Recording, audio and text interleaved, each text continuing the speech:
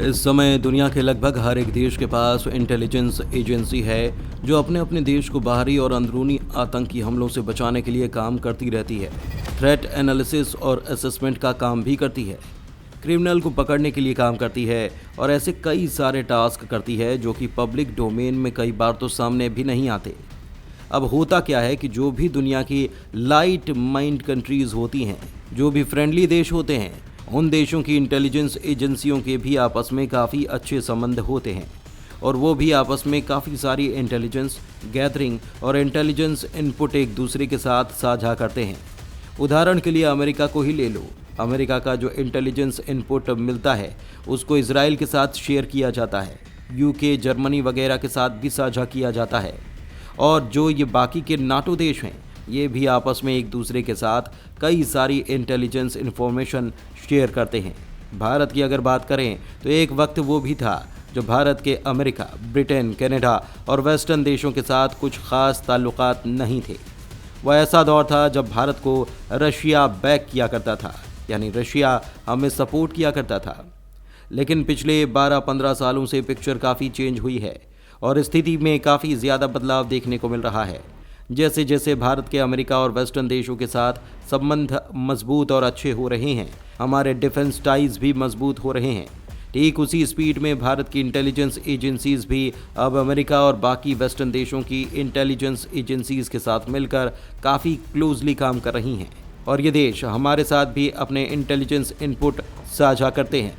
वैसे दुनिया भर में कई सारे अलायंसेस हैं, लेकिन इंटेलिजेंस गैदरिंग और इनपुट शेयरिंग के मामले में एक बहुत ही डोमिनेट अलायंस है जिसका नाम है फाइव आइज। इस इंटेलिजेंस अलायंस में Australia, Canada, New Zealand, United kingdom यानी कि ब्रिटेन, इसके अलावा यूनाइटेड स्टेट यानी कि अमेरिका और इन सभी देशों की एजेंसीज आपस में एक दूसरे के साथ कोऑपरेट करते हुए इंटेलिजेंस इनपुट को शेयर करती हैं, जिसके लिए इन पांचों देशों ने आपस में एक ज्वाइंट ट्रीटी को भी साइन किया है।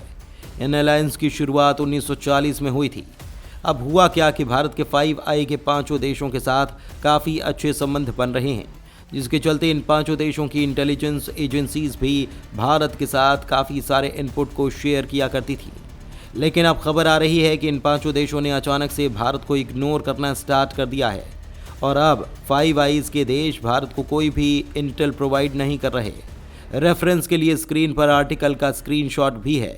5i में शामिल 5 देशों की जो एम्बेसीज हैं, वहाँ पर भारत के कौंसलेट हैं, वहाँ पर भारत की रॉ एजेंसी के मेंबर्स की जांच इन पांचों देशों ने स्टार्ट कर दी है और वहाँ पर डिप्लॉयड भारत के रॉ ऑफिसर्स की पहचान करने की कोशिश भी की जा रही है। रिपोर्ट के मुताबिक 5i देशों का कहना है कि भारत की इंटेलिजेंस एजेंसी इन सभी होस्ट कंट्री के अंदर खालिस्तानी सिख सेपरेटरिस्ट के खिलाफ लगातार कोवर्ट ऑपरेशन कर रही हैं।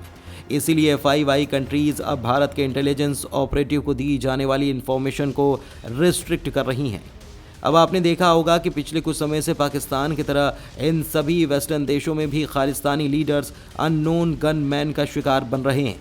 भारत के जितने भी दुश्मन हैं वो मिस्टीरियस कंडीशंस में न्यूट्रलाइज किए जा रहे हैं या फिर उनकी एसेसिनेशन हो रही है और अमेरिका, कनाडा और इन सभी देशों का मानना है कि ये सारे ऑपरेशंस भारत के इशारों पर किए जा रहे हैं और इसमें भारत के एजेंट्स का हाथ शामिल है, क्योंकि भारत सरकार और भारत की एजेंसीज खालिस्तानी मूवमेंट को दबाना चाहती है।